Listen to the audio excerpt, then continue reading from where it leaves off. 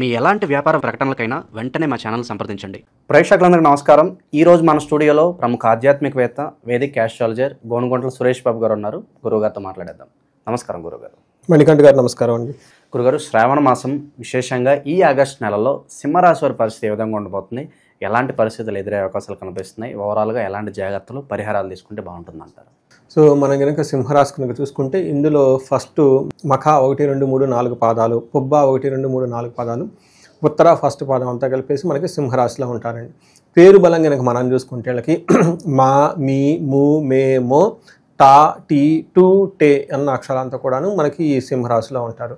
మనకి వీళ్ళ గ్రహస్థితి బట్టి కనుక చూసుకుంటే వీళ్ళకి సూర్యుడు జన్మ రాశిలోకే 17వ తారీఖు ఎంటర్ అవుతున్నారండి. ఈ లోపు వీళ్ళకి ఈ సూర్యుడు ఈ జన్మరాశిలో ప్రవేశిస్తున్నారు కాబట్టి ఇది మంచిది కాదు అని మీరు చెప్తూ ఉంటారండి. అంతేకాకుండా వీళ్ళకి వేరే గ్రహ యొక్క స్థితి కూడా మనం కనుక చూసుకుంటే శుక్రుడు వీళ్ళకి 26వ తారీఖున, 28వ తారీఖు కుజుడ, బుధుడు 22వ తారీఖు జులై మారుతూ ఉన్నారండి. ఈ యొక్క గ్రహ స్థితిని బట్టి కనుక మనం చూసుకుంటే వీళ్ళకి సూక్ష్మ గోచారం, లఘు గోచారం ప్రకారం కనుక చూసుకుంటా వేరే ఇంకా కొన్ని గ్రహస్థితులను బట్టి కనుక చూసుకుంటే వీళ్ళు కొంచెం జాగ్రత్తగా ఉండాల్సిన టైం అని మనం చెప్పుకోవాలి. ఒకటి, వీళ్ళకి అష్టమ శని స్టార్ట్ అయింది.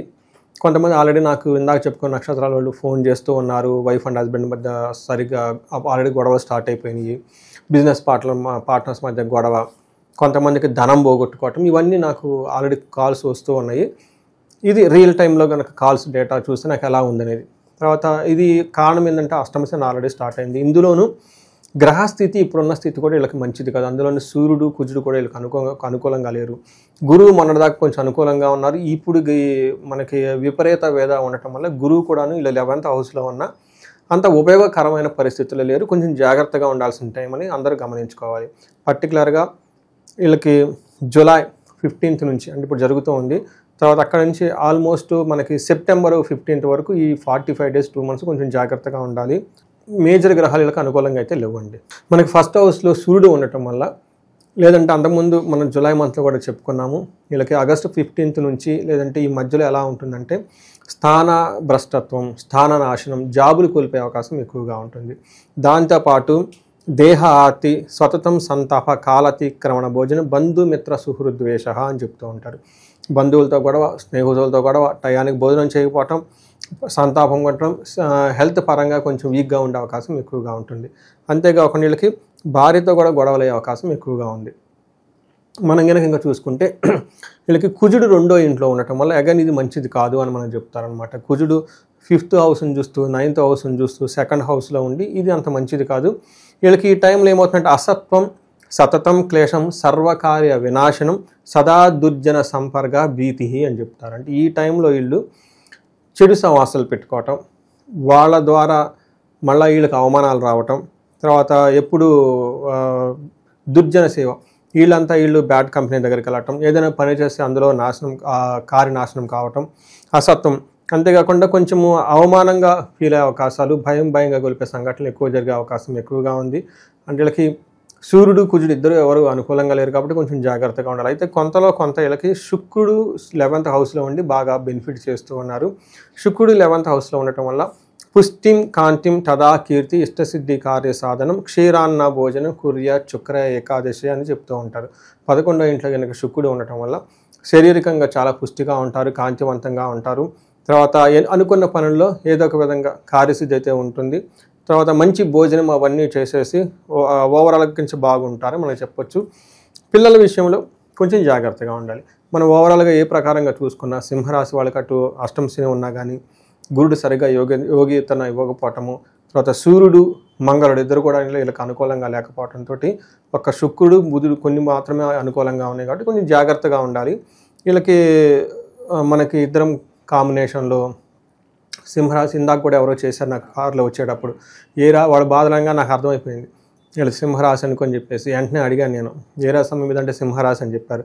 నేను చెప్పాను ఏమంటే మా ఈ రాశి ఫలాలు చూసారా ఈ కాంబినేషన్ అంటే చూశానండి, బట్ పరిహారాలు ఏం చేస్తున్నారు కదా నాకు గుర్తులేవండి అన్నారు. ఇంకొకసారి అందులో చూడమ్మా, మీరు నాకు డబ్బులు కట్టి ఫోన్ చేసినా మళ్ళీ అవే నేను చెప్పేది, అందుకని మళ్ళీ ఒకసారి బ్యాక్ వెళ్ళిపోయి మీకు ఆల్రెడీ ఇంటర్నెట్లో ఫ్రీగా ఉంది ఇదే ఛానల్, మీరు ఏ ఛానల్ అదే ఛానల్లో ఉన్నాయి, ఇంకొకసారి చూడండి అని చెప్పాను అనమాట. ఎందుకంటే మీరు ఉగాది రాశి ఫలాలకు మనం చేసినప్పుడు సింహరాశి వాళ్ళ గురించి చాలా బాగా వివరించాను.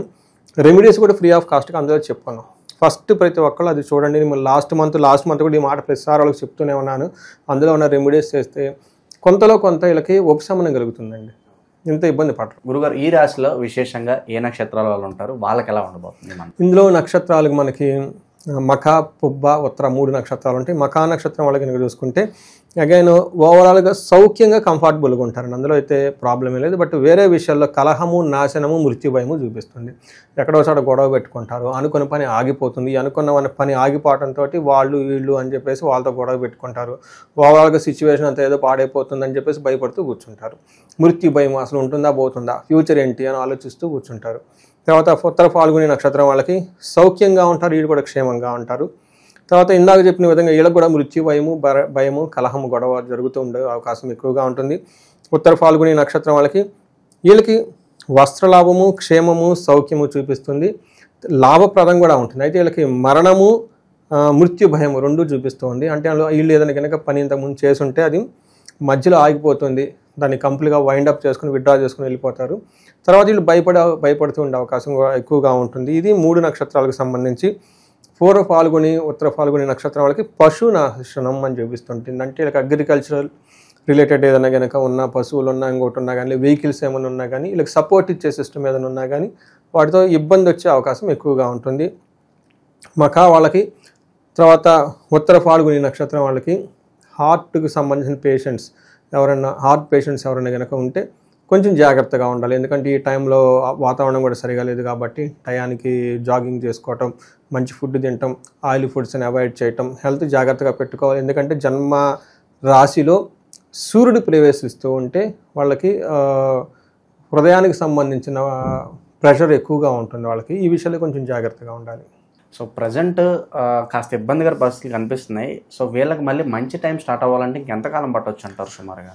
ఇప్పుడున్న ఈ పరిస్థితి పడడానికి అట్లీస్ట్ ఆగస్టు నుంచి కౌంట్ చేసుకుంటే ఒక 45 days ఈజీగా పడుతుందండి.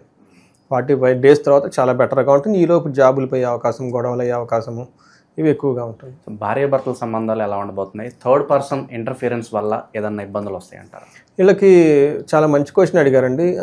ఏమవుతుందంటేనండి, మన ఇంట్లో ఒక్కళ్ళు ఏలినాడు శని కానీ, అర్ధాష్టమ శని, అష్టమ శని ఉంటేనే చాలా టఫ్గా ఉంటుంది. ఇద్దరు ఉంటే అది ఎక్కడికో వెళ్ళిపోతుందండి. అందుకని నేను చాలామంది యూఎస్ నుంచి కానీ కొంతమంది కాల్స్ చేస్తుంటారు. అంటే వాళ్ళ యొక్క మాట్లాడేది తీవ్రతను బట్టి నాకు అర్థమవుతుంది. మీ ఇంట్లో వేరే రాష్ట్ర వాళ్ళు ఎవరైనా ఉన్నారని చెప్తే వాళ్ళు టూ ఇంటెన్సివ్గా వెళ్ళిపోయి డైవర్స్ దాకా వెళ్ళిపోయేసి కొలాప్స్ వెళ్ళిపోయే సిచ్యువేషన్ అంటే ఖచ్చితంగా ఆ ఇంట్లో ఇంకొకళ్ళకి ఏలినాడు శని వాళ్ళు కానీ, అర్ధాష్టమ శని కానీ ఎవరో ఒకళ్ళు ఉండి తీరతారండి. అందుకని ఈ రాశి వాళ్ళు మీరు అడిగిన విధంగా వాళ్ళ జాతకాలు కూడా ఒకసారి చూపించుకోండి, తరో అనాలిసిస్ చూపించుకుంటే తెలుస్తుంది. ఇక శ్రావణ మాసంలో ఇప్పుడున్న పరిస్థితి ఇంకా బెటర్ అవ్వాలంటే ఎలాంటి పరిహారాలు, దైవారాధన చాలా అవసరం అంటారు వీళ్ళకి? మనం ఫస్ట్ చెప్పుకున్న విధంగా గణపతి పండుగ, తర్వాత వరలక్ష్మి వ్రతం ప్రతి ఒక్కళ్ళు చేసుకోవాలి. తర్వాత జన్మాష్టమి, ఎందుకంటే బయట వీళ్ళకి ఎటు సరిగా లేదు. కొత్త వాళ్ళని నమ్మొద్దు, ఇన్వెస్ట్మెంట్లు చేయొద్దు, ఎవరి మీద వచ్చినదాన్ని యాక్సెప్ట్ చేసుకోండి. సింపుల్గా 2 అడుగులు వెనక్కి తీసుకొని వెయిట్ చేయాల్సిన టైం సింహరాశి వాళ్ళది. రెండోది, సింహరాశి వాళ్ళు నాకు బాగా తెలిసి క్లోజ్గా ఉండి ఫ్రెండ్స్ ఉంటారు. ఈ వీడియో వాళ్ళు కూడా ఇన్ని వెంటనే ఫోన్ చేస్తారు, ఏంటంటే సురేష్ గారు ఇలా చెప్పారంటారు. నేను సరదాగా అంటే నెక్స్ట్ టైం రాశి ఫలాలు ఉన్నప్పుడు నాకు చెప్పండి, ఏం చెప్పాలో అది చెప్తాను. జోక్ అంటే వాళ్ళు పాపం టెన్షన్లో ఉంటారు కదండి. అయితే సింహరాశి వాళ్ళకి ఆ పేరులోనే ఉంది కాబట్టి కొంచెం ఎవరి మాట మేమేనో మా మాట మేమో అన్నట్టుంటారు. కాబట్టి అది ఈ టైంలో కొంచెం ఒక 2 స్టెప్లు వెనక్కి తీసుకొని ముందుకెళ్ళండి, టైం పాస్ చేయండి, చక్కగా పిల్లలతోటి, భార్యతోటి ఎంజాయ్ చేయండి. ఓకే, సింహం 2 అడుగులు వెనక్కి వేసింది కదా అని భయపడిందని కాదండి, ఆపర్చునిటీ గురించి వెయిట్ చేస్తూ ఉండాలి. నేను జనరల్గా అదేంటి తర్వాత సింహరాశి వాళ్ళు చాలామంది ఫ్రెండ్స్ ఉన్నారు నాకు, వాళ్ళు కొంచెం చనువు కొద్దీ ఏంటి ఇలా చెప్తాం ఇంకా అడుగుతూ ఉంటారనమాట. రాశి ఫలాలు అలా ఉన్నాయి, మరి ఏం చేస్తాను, మరి ఎప్పుడు నువ్వు బాధపడితే సరే నువ్వు కూడా కొన్నిసార్లు బాధపడాలి, లోకం ఏంటో తెలుస్తుందని చెప్తూ ఉంటాను. అంటే జనరల్గా మాట్లాడుతున్నాను, ఏమనుకోవద్దు అన్నవాళ్ళు టేక్ ఇట్ లైట్ అండి. ఓకే, జాబ్ పోయినంత మాత్రాన లేదంటే ఏదో గొడవలు సాధారణంగా వస్తూ ఉంటాయి, పోతూ ఉంటాయి. Take it light. ఈరోజు ఇబ్బందులుగా ఉన్నవి రేపు మళ్ళీ మీకు అదృష్టంగా వచ్చే అవకాశం ఎవ్రీ మంత్ మారుతూనే ఉంటాయి, టైం ఎప్పుడు మారుతూ ఉంటుంది. కాబట్టి సరదాగా చక్కగా పండగలు అవన్నీ సెలబ్రేట్ చేసుకోండి, ఉత్సాహంగా హ్యాపీగా ఉండండి. ఇంటి యజమాని ఎవరైనా ఉంటే వాళ్ళు ఇంకా లీడ్ తీసుకోండి, వీళ్ళు కోప్పడకుండా ఒక 2 స్టెప్లు ఎన్నిక తీసుకొని వాళ్ళకు కూడా చక్కగా సర్ది చెప్పుకొని ఒక ఎంజాయ్మెంట్ హ్యాపీ అనేది మన చేతిలో ఉంటుంది కదండి, బయట వాళ్ళ చేతిలో కంటే కూడా. సో అది సింహరాశి వాళ్ళకి ఈ శ్రావణ మాసం చక్కగా జరుపుకోవాలని చెప్పేసి నేను కోరుకుంటాను. వీళ్ళు చక్కగా హ్యాపీగా ఉండాలి. తర్వాత ఒకటి చెప్తాను ఏమంటేనండి, ఆగస్టు 21, 22 ఒకటి కుబేరు పాశుపత అభిషేకము, మహాలక్ష్మి విశేష హోమం. ఇది నేను శీఘ్ర ధన ప్రాప్తి, నష్టద్రవ్య ప్రాప్తి, ధనం నిలబట్టలేదు అనుకున్న వాళ్ళకి, పెద్ద పెద్ద బిజినెస్ మ్యాన్లకి వాళ్ళందరికీ నేను చేసి పెడుతుంటాను ఈ హోమం. వాళ్ళ ఇంటికి వెళ్ళిపోయి 2 days అక్కడే ఉండేసి మొత్తం చేస్తూ ఉంటాను. ఇప్పటిదాకా ఏంటంటే అది రహస్యంగా అడిగిన వాళ్ళకి మాత్రం చెప్పడం జరిగింది. కొంతమంది ఏమండి మాకు ఇలాంటి పూజ కావాలని వచ్చిన వాళ్ళకి కూడా అది చాలా కాస్ట్ ఉంటుంది కాబట్టి వాళ్ళు వేరు చేయలేక మేము చేయలేమండి, ఏదైనా ఎప్పుడన్నా సామూహికంగా ఏదైనా ఉంటే చేయండి అని అడిగారు. సో ఈసారి ఆలోచించుకొని లాస్ట్ శుక్రవారం ఇది సామూహికంగా చేద్దాం, నెంబర్ ఆఫ్ పార్టిసిపెంట్స్ ఎక్కువగా వస్తే అది ఏంటంటే కాస్ట్ కూడా తక్కువ అవుతుంది అని ఒక ఉద్దేశంతో లాస్ట్ శుక్రవారం 21, 22వ తారీఖు 2 తారీఖులో 21వ తారీఖున కుబేరు పాశుపత అభిషేకం. ఆ రోజు అమ్మవారికి జపం కూడా ఉంటుంది, శ్రీ సూక్తంతో సంపుటీకరణ చేసి చెప్పాలంటే. 2వ రోజు వచ్చేటప్పటికి అమ్మవారికి ఇష్టమైన తామర పూలతోటి, నెయ్యితోటి విశేషంగా హోమం అదంతా ఉంటుంది. ఇది 2 రోజుల కార్యక్రమం. ఇంట్రెస్ట్ ఉన్నవాళ్ళు, శీఘ్రంగా ధనం కావాలనుకున్న, వీళ్ళ డబ్బు ఆల్రెడీ పోయినా మళ్ళీ ఆ ధనం తిరిగి రావడానికి, ధనం వాళ్ళ ఇంట్లో స్థిరంగా ఉండటానికి కుబేరుడికి సంబంధించి అన్నీ కలిపి చేస్తున్నామండి. సో ఎవరికి ఇంట్రెస్ట్గా ఉంటే కాల్ చేసి మనకు డీటెయిల్స్ పంపించేస్తాం. హోప్ఫుల్లీ సింహరాశి వాళ్ళకి మంచి రోజులు త్వరగా రావాలని చెప్పి మనస్ఫూర్తి కోరుకుందాం గురుగారు. ధన్యవాదాలు. నమస్కారం.